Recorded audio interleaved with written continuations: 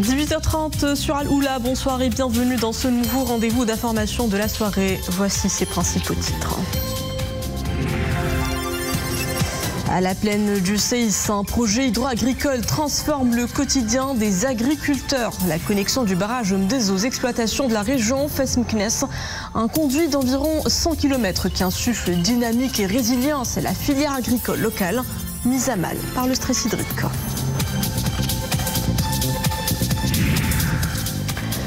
Puis virer vers les sommets du Moyen Atlas, une parenthèse de répit et de dépaysement tant recherchée, loin de la cohue de la ville. Dans la petite Suisse marocaine, ce week-end était un carton plein pour le tourisme de montagne.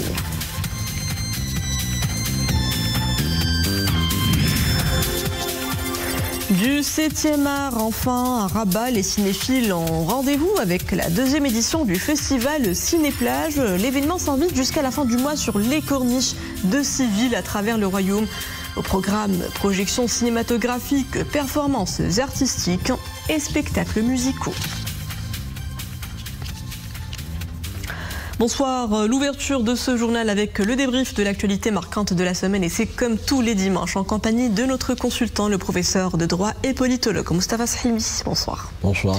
Alors le lundi 18 août a marqué l'envoi de l'aide humanitaire supplémentaire à Gaza sur ordre de Sa Majesté le roi président du comité Al-Quds. Environ 100 tonnes de provisions fournies tous les jours en main propre au camp de réfugiés du nord de la bande palestinienne. Quelle portée revêt ce don royal généreux auprès des communautés affectées et éprouvées de la bande palestinienne? Et puis que dit-il sur cette initiative, sur ce soutien historique et constant du Maroc envers le peuple palestinien? C'est là la solidarité concrète du Maroc à l'endroit de la cause palestinienne, et sur ce plan-là, Sa Majesté le roi est président du comité Al-Quds. Vous savez qu'il apporte un soin particulier à la traduction de cet engagement. Je vous rappelle que la première aide a commencé pratiquement le 24 octobre 2023. Elle était suivie par d'autres aides, vous le savez. Il y a eu 180 tonnes à la mi-juillet, 180 tonnes, donc on en a parlé ici même. Puis 100 tonnes, et c'est extrêmement important parce que c'est un engagement qui est permanent et structuré. Il est permanent parce qu'il se répète, et donc c'est un choix politique décidé par le souverain. C'est extrêmement important à relever, mais c'est également un choix structuré qui se traduit par la mise en œuvre et l'utilisation d'un outil opérationnel, lequel agence Beit Mal Al-Quds. Nous avons un outil sur ce plan-là, avec parallèlement tout ce que fait cette institution sur le plan social, culturel, etc. C'était également connu. Ce que je voudrais relever, c'est les réactions qui ont été suscitées par cette décision royale.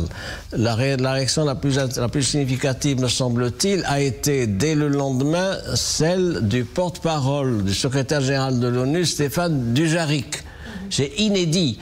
On n'a jamais vu cet officiel onusien, porte-parole du secrétaire général de l'ONU, donc de qualifier telle ou telle aide humanitaire. Il a dit que c'était un acte généreux.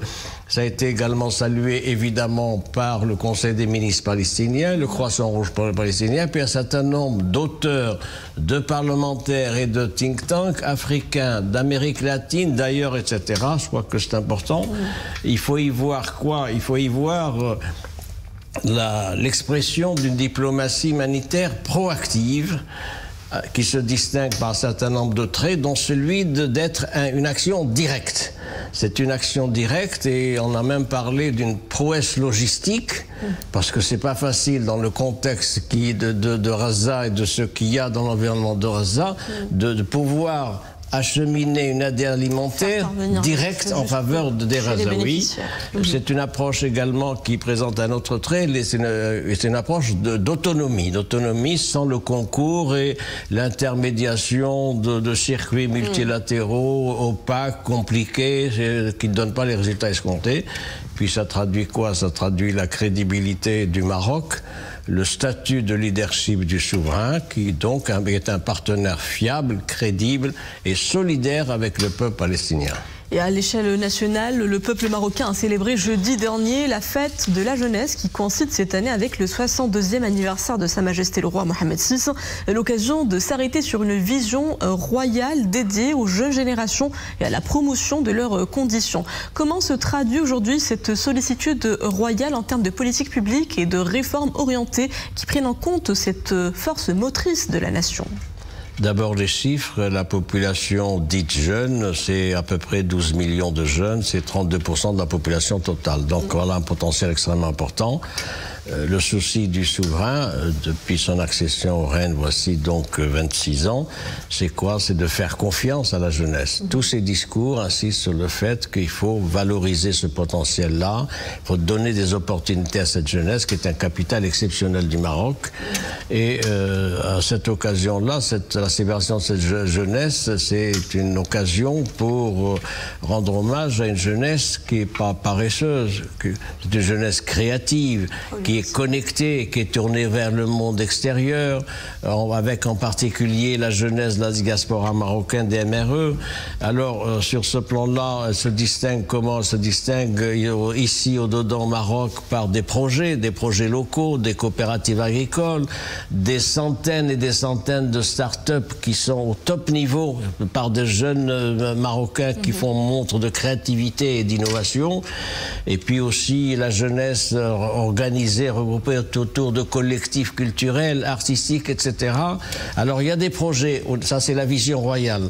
Maintenant la déclinaison dans les politiques publiques, il y a des projets du gouvernement qui a été lancé, le projet Intilaka, Força, etc. Mais il faut bien le dire, ils n'ont pas donné les résultats escomptés. Il y a des réformes à faire, il faut continuer. La réforme du système éducatif, évidemment, de la formation professionnelle.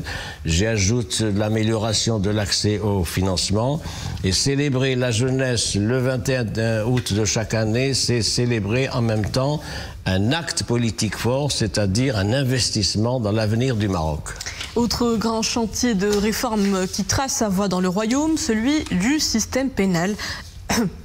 Une nouvelle référence régit désormais les attributions des magistrats du ministère public. Il s'agit de l'entrée en vigueur des peines alternatives. Un guide a été publié en ce début du mois d'août. Quelles sont les dispositions de la nouvelle législation et puis quel impact sur les procès mais également sur la gestion des établissements pénitentiaires ? La réforme pénale est un des grands chantiers à l'ordre du jour de ce gouvernement. Pour l'heure, il y a eu l'adoption du code de procédure civile, ça c'est pour le droit civil.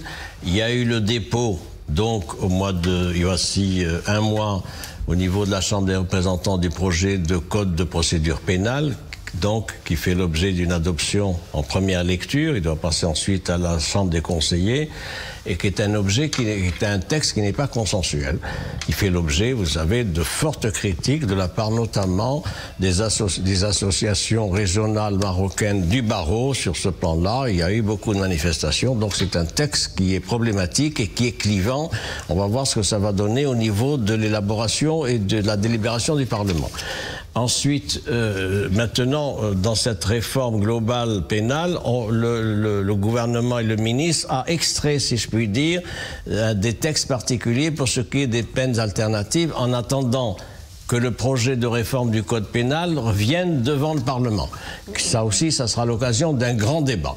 Alors, pour l'heure, et pour ce qui est des peines alternatives, c'est intéressant. Il y a une loi qui a été votée donc en 2024, juillet 2024. Il y a eu un décret en mars, d'application en mars 2025. Et c'est une étape importante, il faut le dire, dans la politique pénale. C'est même une étape historique qui a un double souci. Premier souci de réinsertion des condamnés et deuxième souci, le désengorgement des prisons. Savez-vous que les prisons aujourd'hui comptent à peu près 102 000 détenus, dont 40% sont des détenus à titre préventif.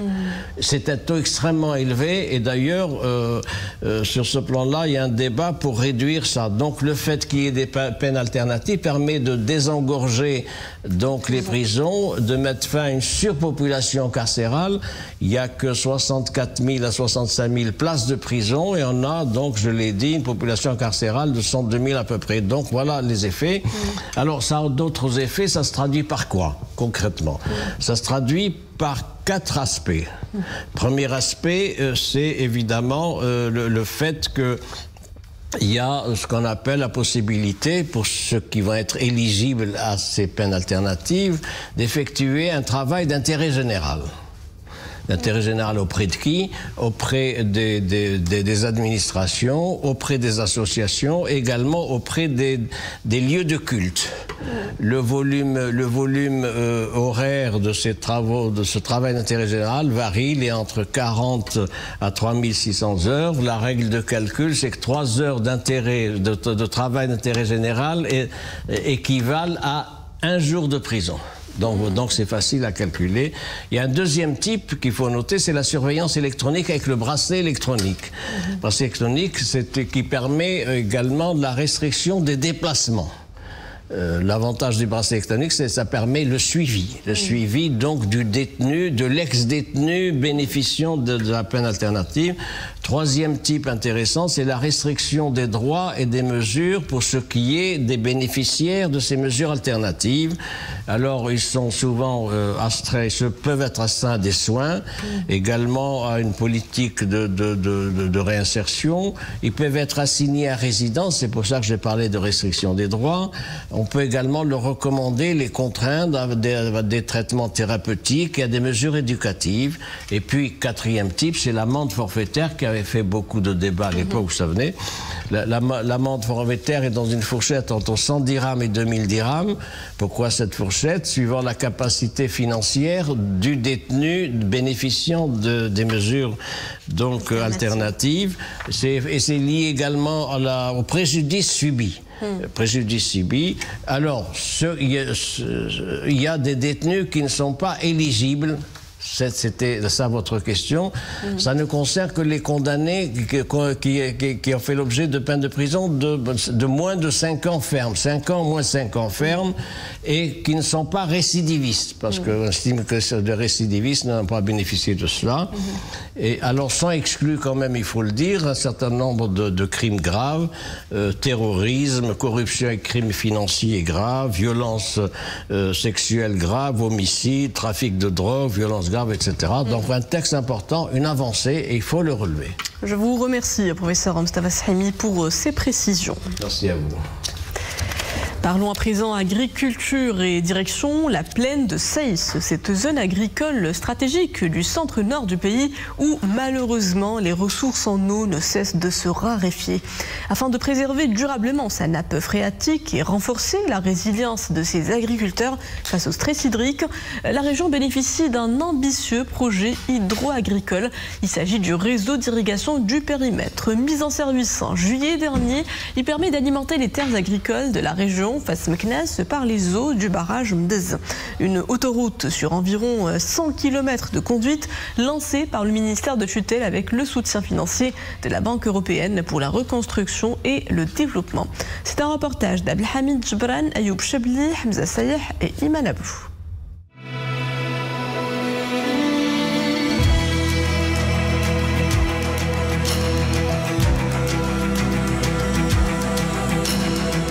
La plaine de Saïs, une des régions agricoles du royaume, peuplée de près de 4 millions d'habitants. L'agriculture est une activité pour laquelle Mohamed a opté. Après de nombreuses années passées aux Pays-Bas, il rentre au pays avec un projet en tête. Acquérir une terre agricole et y investir ici à Ain Taoujtad, province d'Al Hajb. Seulement voilà, la succession des années de sécheresse a lourdement impacté la nappe phréatique et les eaux d'irrigation.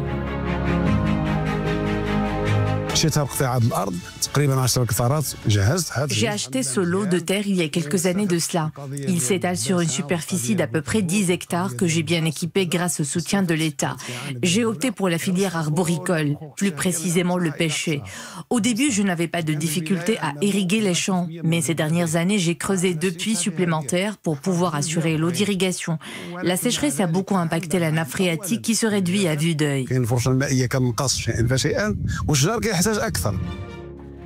Après des années de sécheresse et de surexploitation ayant mis à sec la nappe phréatique et menacé des milliers d'exploitations, la solution arrive. La connexion des terres agricoles avec les eaux du barrage Mdez, transportées sur près de 100 km.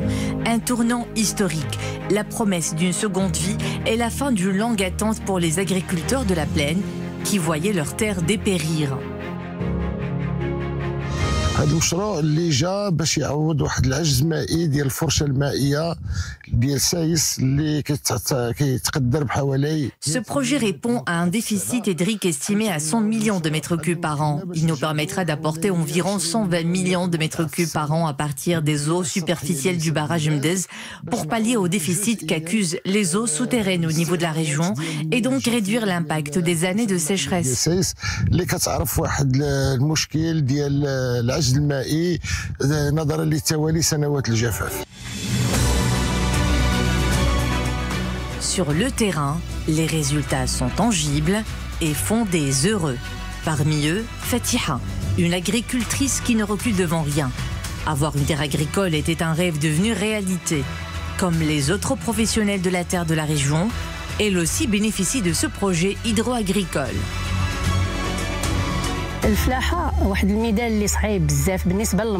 Investir dans le secteur agricole n'est pas une mince affaire, de surcroît pour une femme.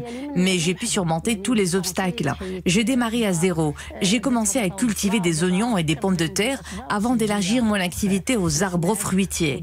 Ces dernières années, l'eau se fait de plus en plus rare et la nappe phréatique s'est réduite drastiquement.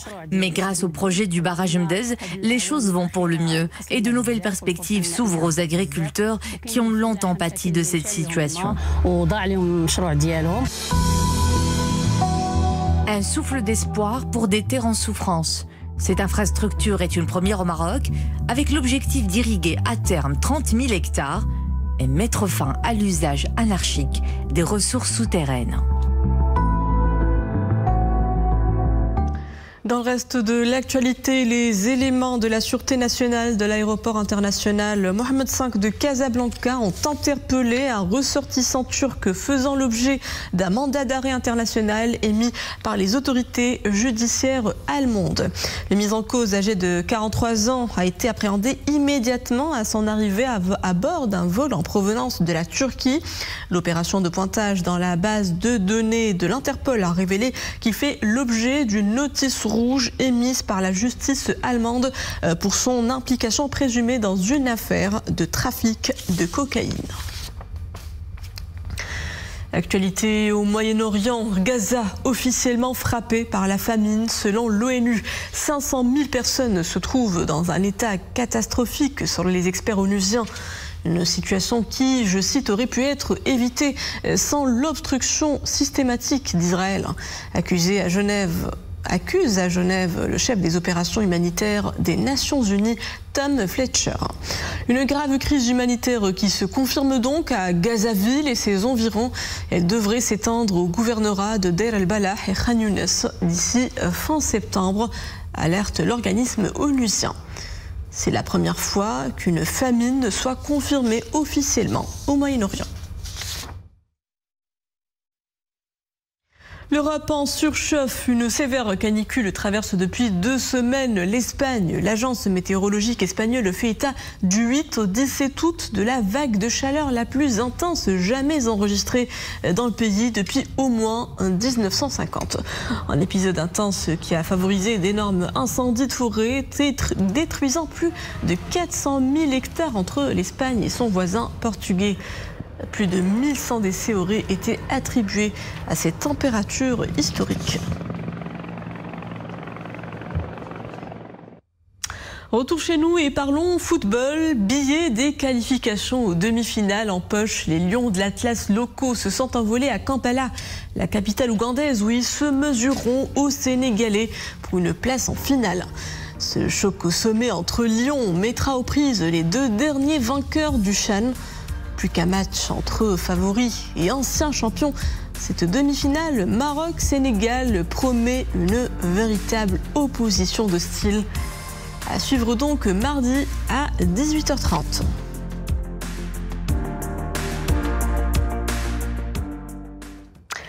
Prenons de l'altitude en cette période de canicule. Les forêts sont un havre de fraîcheur. Au moment où Moyen Atlas, beaucoup se dirigent vers la montagne. La région promet à ses visiteurs des vacances paisibles au grand air. Des records d'affluence sont observés en ce mois d'août. Un afflux touristique qui profite aux commerçants et hôteliers. Ambiance avec Ahmed El Fadeli, Sofia Fgroud et Hanan Chemrah. Que cherche-t-on au Moyen Atlas? Est-ce le souffle des montagnes qui apaise les âmes? Les cèdres, plusieurs fois centenaires, ou bien ces magots plutôt accueillants? Quelles que soient les raisons, le Moyen Atlas semble toujours offrir une réponse différente à ceux qui le traversent. Alors moi je suis venu ici en famille, donc pour les vacances d'été. Je viens de France et du coup pour voir cet endroit qui est magnifique au niveau du Moyen Atlas, c'est la forêt des cèdres qui se trouve à côté de Azrou et Ifrane. Voilà, on a voulu rechercher un petit peu de fraîcheur ici et partager des moments avec les magots qui sont en liberté totale. Voilà, on se retrouve avec beaucoup de personnes qui viennent de partout de l'Europe, du Maroc. Je suis venue au Maroc pour passer de très très belles vacances cet été. Alors franchement, je suis très très contente de ce pays, de ce paysage. Je suis très très ravie et j'aimerais tellement passer les vacances de l'année prochaine là-bas, Inch'Allah. On est venu ici visiter le Cèdre Gouro. C'est la première fois qu'on vient et franchement c'est magnifique. Il y a de la nature, on sent qu'on est dehors. Il y a des singes partout, les enfants ils se régalent, c'est super agréable. Ici, le tourisme déploie un visage multiple, à faire tourner les têtes. Et pour apprécier les environs, certains prennent de la hauteur. À dos de cheval, la vie prend le rythme d'un claquement de sabots. Je suis venue d'Espagne. J'ai passé quelques jours à Nador, ma ville d'origine. Il y faisait très chaud, alors je suis venue ici avec ma famille au Moyen Atlas. Le temps est frais et les enfants s'amusent beaucoup.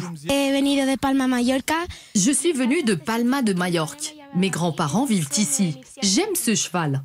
Je viens le voir tous les jours et j'apprécie la nature. Et parce qu'aucun voyage ne s'achève sans un fragment à emporter, les visiteurs trouvent dans les boutiques souvenirs un peu du Moyen Atlas à glisser dans leurs bagages. Et pour les commerçants, c'est la saison des bonnes affaires. Je vends des tapis amazirs et des habits traditionnels locaux, ainsi que des huiles et des herbes médicinales. Les ventes sont bonnes. C'est la saison où l'on vend le plus. J'espère que cela continuera. Alors, que cherche-t-on vraiment au Moyen Atlas? Sans doute un peu de tout cela. Une beauté brute, une hospitalité sincère et surtout, une rencontre avec soi-même. Au cœur d'un Maroc qui respire l'authenticité. Cap désormais sur le littoral et installons-nous pieds dans le sable pour profiter des projections ciné-plage gratuites. Le festival revient pour la deuxième édition dans 6 villes du royaume. À la corniche de Rabat, en l'occurrence, le bord de mer se transforme en véritable salle obscure à ciel ouvert. Vacanciers et familles sont invités jusqu'à la fin du mois à y profiter de projections de films marocains en plein air. Une initiative placée sous l'égide du ministère de la Jeunesse, de la Culture et de la Communication. Firdaus Laharj, Amin Sharqawi et Manablou avec Mohamed Jabri. Une expérience visuelle extramuros. Voilà ce que propose le festival Ciné-Plage dans sa seconde édition. Une effervescence de sens devant un écran géant sur le sable. Le ministère de la Jeunesse, de la Culture et de la Communication a lancé l'année dernière la première édition de ce festival dans plusieurs villes. Saïdia, Tanger, Rabat, Agadir, Essaouira et Dakhla. Cette année encore, la nouvelle édition est lancée après une édition à succès. Des projections gratuites en plein air, la formule trouve preneur. L'événement met à l'honneur la diversité et la créativité du cinéma national. Nous donnons à voir de tout nouveaux films produits au cours des 2 dernières années. Plusieurs productions sont ainsi programmées, Al-Batal de Omar Lotfi, Atomon d'Anwar Mu'tasim ou encore La Marche verte de son réalisateur Youssef Breital. Et ce n'est pas tout. En plus des projections, le festival propose des performances artistiques et artisanales, incluant des spectacles de musique et des animations culturelles. Une expérience immersive mêlant cinéma, musique et patrimoine vivant. Et voilà, c'était le clap de fin de cette édition. Merci à vous de l'avoir suivi. Le retour de l'information en langue arabe est à 21h. Excellente suite des programmes à tous sur Al-Oula.